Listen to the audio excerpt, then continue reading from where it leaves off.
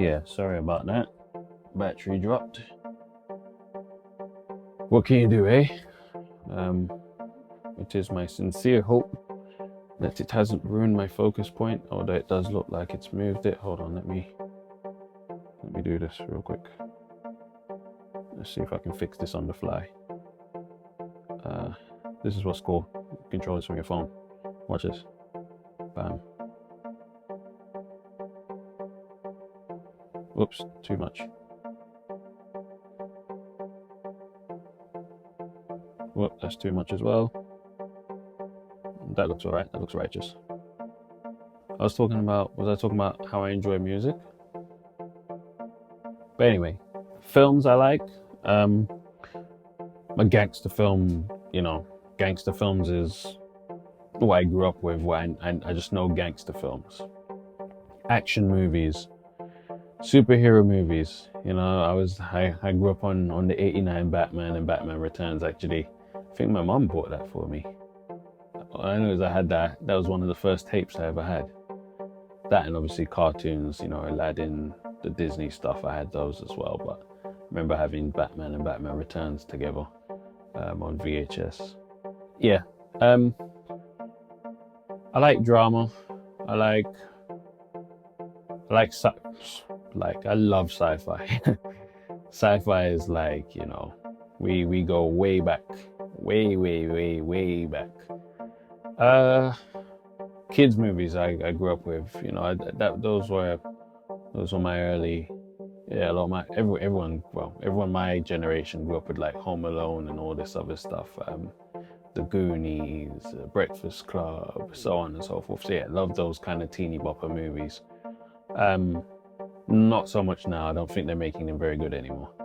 And Kung Fu, come on. Yeah, grew up with the kickers, man. Yeah. So I've got an eclectic taste in movies as well. I will try most things. Just don't waste my time. Not the greatest fan of horror movies because I just think they're just ridiculous. Low budget as hell, no story. But most things, like I said, I'll give it a try. Like I said, don't waste my time. I don't like that. Video games, of course. I'm a gamer. Don't game as much as I used to, but yeah, I was a big gamer back in, even up to a few years ago. I just haven't had the time really. Can you see? I got my Mortal Kombat action figure over my shoulder here, and I got my God of War. Hold on, let me see if I can. I got my God of War action figure. Yeah, so I used to go deep with it. And where's my? I had a few of these. I give them all away. This is the Kotal Khan action figure. This is MKX. I know there's 11 now. I haven't played 11 yet. But yeah, a game, film, TV, creativity, art, and, museums. I like that stuff. I like expressions of just when people extend outside of themselves. We can all. You don't like people that are they're just no filter, just everything is poured out and there's no kind of sophistication or brain behind it.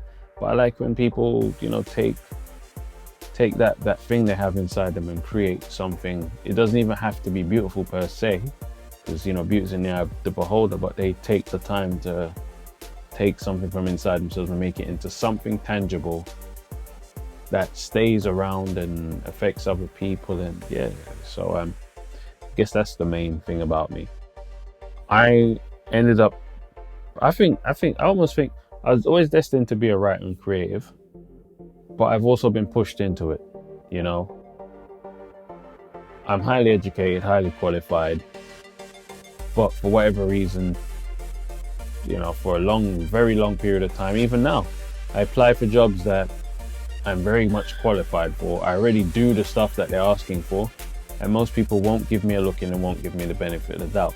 I think that's where I'm like, at the end of the day, I was pushed into being a creative, because when you're creative, the world is your oyster. You do what you want, like creative wise. You feel like painting your greatest piece.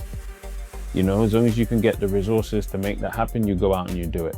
If it's writing, as long as you can find the time and the dedication to see it through, you go out and you do that. If it's music, as long as you can find the inspiration and again the resources or the team or whatever it is you need to create, you go out and you do that. Other things, it's like, there's somebody or something that has to activate you before you can get those things. So yeah, I would say that's how I've arrived at how I've arrived. And people do make assumptions and they do judge me prematurely a lot. I'm used to it, which sounds weird having to say you're used to people looking at you and thinking they know you without actually trying to get to know you. But here I am, and that's the truth. Whether it's my tone of voice, the fact that, I very rarely get any higher than this. I don't have a high pitched voice. It kind of stays on this level. And most people, they kind of think that it's rude. I've heard all sorts of stuff, and it's just that there is nowhere my voice doesn't go any higher than this. I'm so sorry. Like, if that's an issue to you, and that's your problem. And I can say something in a very calm voice and people think it's the most disrespectful thing in the world. I guess that's sort of, maybe that's a gift. Maybe I'm not channeling it the right way. Maybe I could have been the world, what was that TV show called again? What, Your Mama? I could have been the world, your mama champ. So I could have just said some stuff that I'm not serious about and people would have just, but yeah. Unbeknownst to a lot of people, I'm very funny. Wrote a comedy that won awards, for heaven's sake, so I must be dope, right? Yeah, I mess around a lot. But yeah, most people don't think that.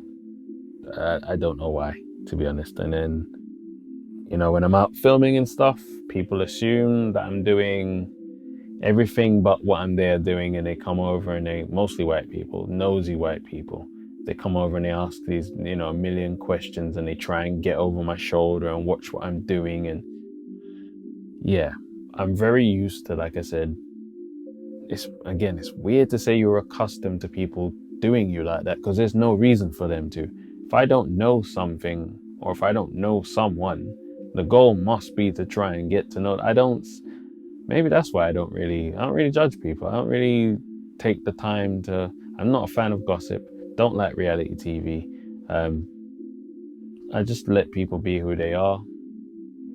And it's a shame because, like I said, when it's time for it to be reciprocated, it's hardly the same.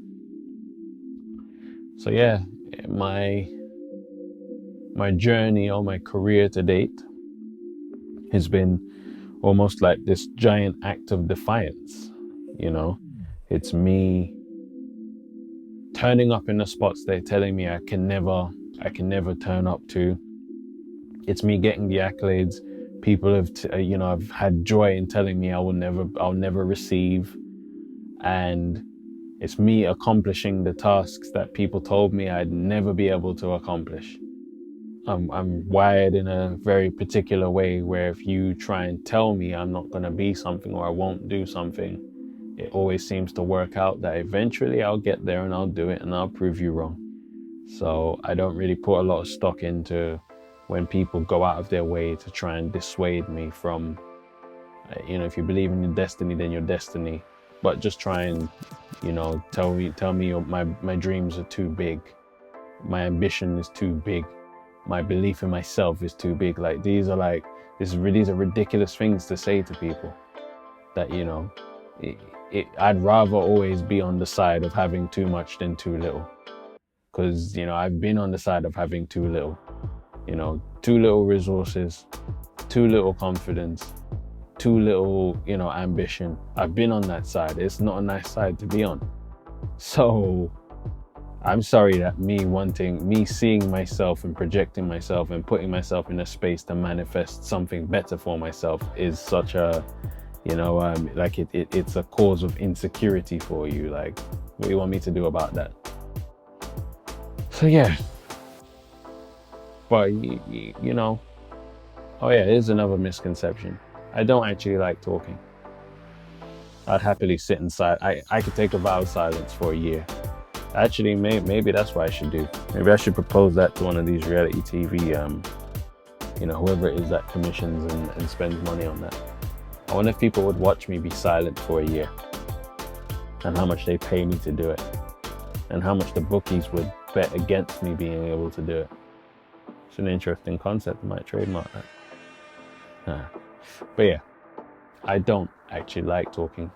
I'm happy just quiet. I like to quietly observe, listen to my music, like just get on with what I'm doing. I don't need a lot of words in a day to function. I think that's what makes me very good at reading TV and film. A lot of people who have seen me do my thing, they're just thinking like, no, you had to have seen that before. No, I haven't. I just, yep, I knew what was going on. I can kind of read everything. Body language, where something is placed in the scene, how long the camera stays where it stays, the music, all of that, and put it together very quickly. Yep, I know where this is going. Yeah, this is like, but sometimes I just hold it down. But I be knowing things. So yeah, my ambitions, in case you're wondering, like what would I like if I can speak it into existence, I would just like to be able to be in a position to act on all the ideas and ambitions I have. That would be the thing where it's like, I don't know what could come out next. Sometimes I don't preempt things. I don't force anything. I'm lucky and blessed in a way to have creativity flow throughout me quite naturally, without me having to chase it, without me having to, I don't abuse any substances, nothing like that. I don't have to do any of that to activate what it is that my gift is. And my gift is, from what I can tell, my gift is, number one, is perseverance, but number two, it's being able to think it, see it in my head, and then put the action into work to make it become this physical thing, or this tangible thing, or this thing that people can see, hear, or interact with. And I often do that with way less than what people think you need to accomplish it. But yeah, I guess the best way to sign this off would be to pick a quote from either the Thought Book 1 or the Thought Book 2. Which one? Okay, we'll go with 2. As always, it's a random page, so if this makes no sense whatsoever, don't blame me, blame the book. Even though I did write the book, don't blame the me that wrote the book. Blame the me that wrote the book. Don't blame the me that's choosing the page. All right, we got page 99 over here. Okay, that's funny. That's very, very interesting. It's funny just how underrated you can be by the very people who claim they know you best. Far easier to attribute genius or elite skill to a stranger on TV, radio, or internet than to give props to you who they see and know regularly. It's strange but not uncommon. Here's a second quote on the page. If the people you root for do not acknowledge you in return, don't despair. Raise your level, shine, and leave them in your shadow. One-sided friendships or people you share a goal with who would rather die than acknowledge you. It's okay. You get to where you're going, and it won't be long before they're trying to reach you with the same energy you used to give them. Sort of applies, I guess. Yeah, that's page 99. I'll put a screenshot up so you can see it. All right, may as well take one of these real quick. How long has this video been? This is going to be a very long video. I might just post it in parts. Page 129. I don't know if you can see this. I'm going to guess you can't. I am grateful as each day goes by. I become more patient and wise than no one before. That is my literal approach to most things. And I guess that's another reason why I never take it. I never take it to heart that people are constantly either underrating me or assuming I don't have the potential or ability to get to higher levels. It doesn't bother me at all, because I know day by day, I chip away and I'll get there, and the repetition and the how many hours of, what is it they say, the 10,000 hour theory or whatever it is, I get through mine. I put my work in. So So even being able to sit here and do this now, I didn't plan what I was going to say. I didn't script anything. I am very good at, like I said, understanding what the goal I have in mind is, and somehow it just all comes together. That's what my ability and my talent is. You know, I would have liked to be using this to help a lot more people, but I find most of the time I come across either people who don't believe in it, don't believe in me, or they want to exploit me. It seems that I can never find a person who both believes in me and wants to put me in a position to be able to, you know, reach my potential and affect the kind of result that you know, me, them, whoever is looking for. But that day will come. I'm very confident of it. I've been through the worst, so the only thing that's left is to go through the best. So yeah, on that note, Jay Mullings from Written Mirror, and I'm out. Oh yeah, crap. Like, comment, subscribe, hit the bell, all that good stuff.